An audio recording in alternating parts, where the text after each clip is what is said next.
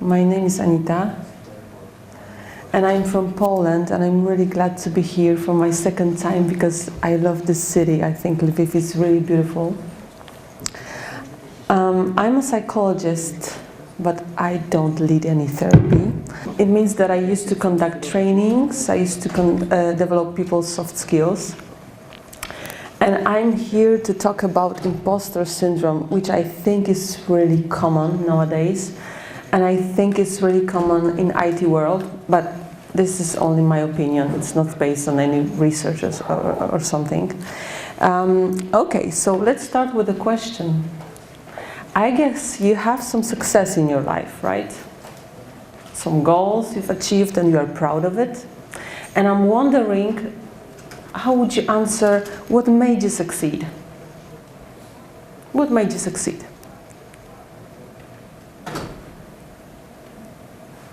Luck. Luck. Okay, what else? Perseverance. Excuse me? Perseverance. Keeping up. Keeping up. Okay, what else? Why so shy? Working hard. Working hard, okay. So most of healthy thinking people would say, I succeed because of my intelligence, because of my knowledge, because of my experience, my skills, capabilities, also because of my talents. I've needed a bit of luck also and a bit of hard work, but most of all, it was me who did it. I did it. And when I get some rewards for my work, when I get some positive feedback, I may feel a bit shy, but most of all, I feel fine, I feel comfortable. And I'm able to internalize this feedback.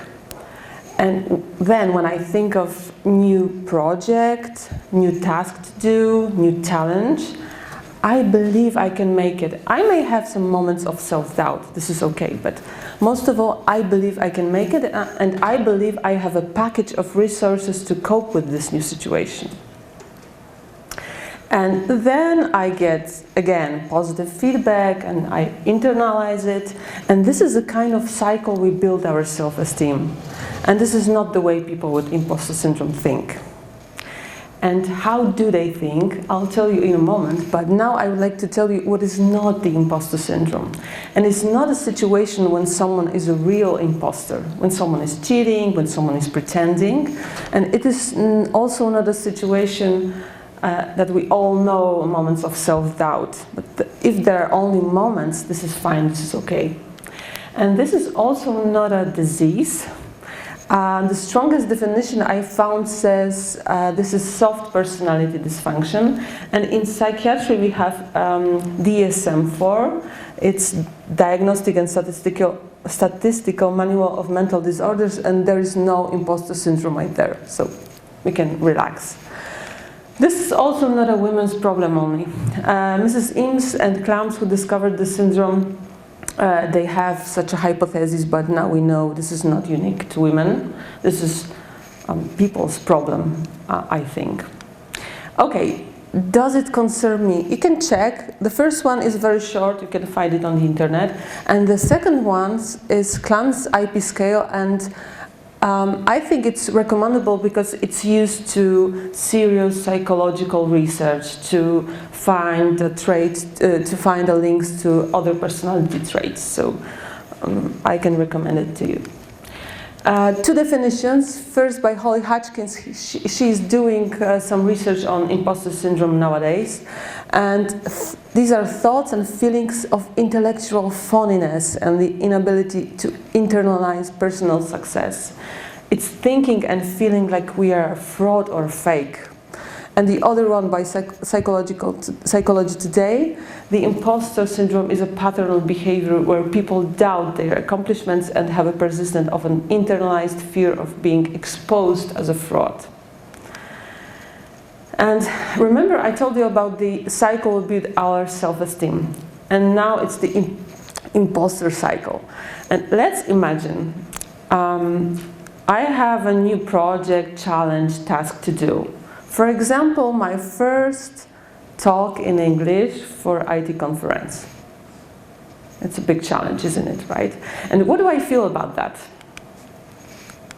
I feel anxiety, self-doubt, worry, and this is okay, but when those emotions are very strong and I cannot sleep, I cannot think of something else but this talk, this is wrong, okay? Something isn't okay.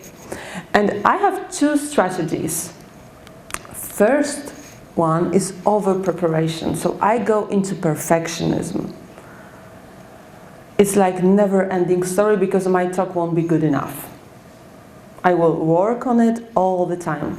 And the second one is procrastination. So I'll behave like Scarlett O'Hara and I'll think about it tomorrow. Procrastination is a tendency to put off or avoid some activity. So instead of working on my talk, I'll be scrolling internet, chatting with my friends, going shopping, and so on. And what if I succeed? So my talk was assessed very well. What do I feel about that? I don't feel proud of myself. Most of all, I feel relief. And when I get some positive feedback, I'm trying to justify it. I'm saying, what do you know about the subject? Or you are giving me positive feedback only because you like me. That's the reason. And what's next? What's the mechanism? If I choose procrastination and I succeed, I was lucky.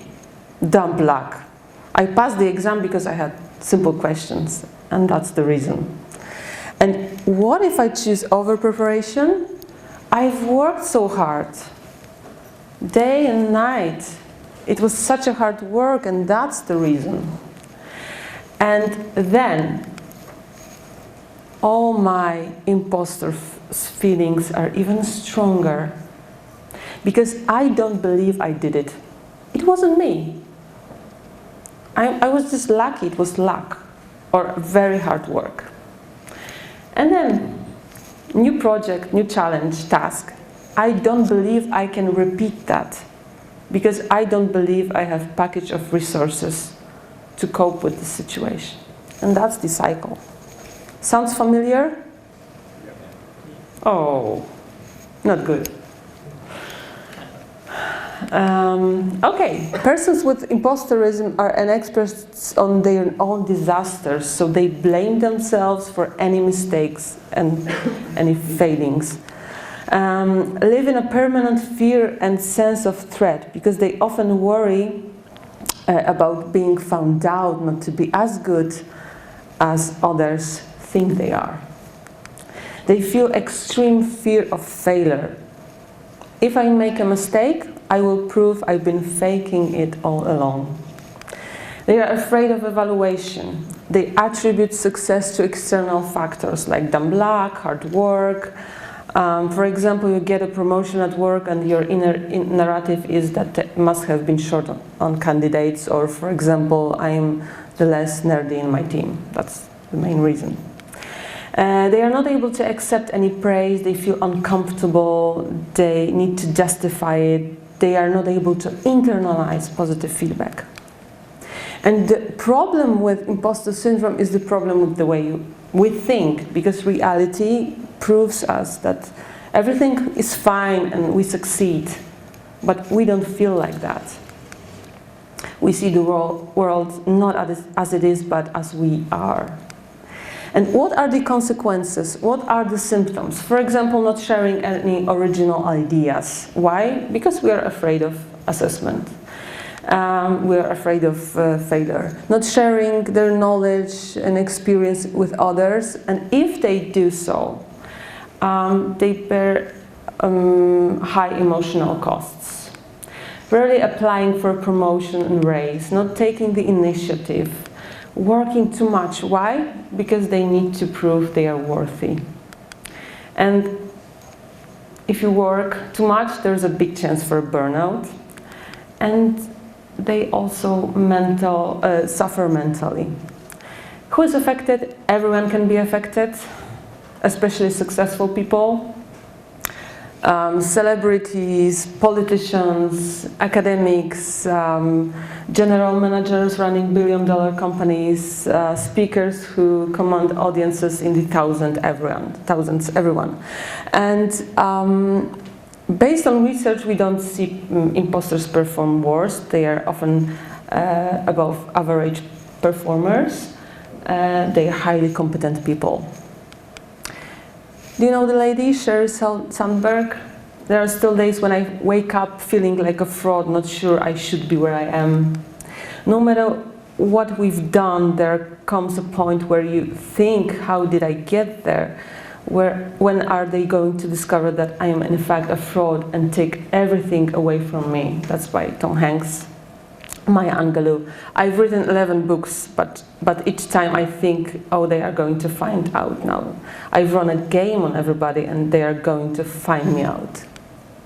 And when I first heard about imposter syndrome, I thought this is something we already know, but there is a new name. But now I know it's a separate psychological construct, but there are links to other personality traits. For example, fear. And what is fear?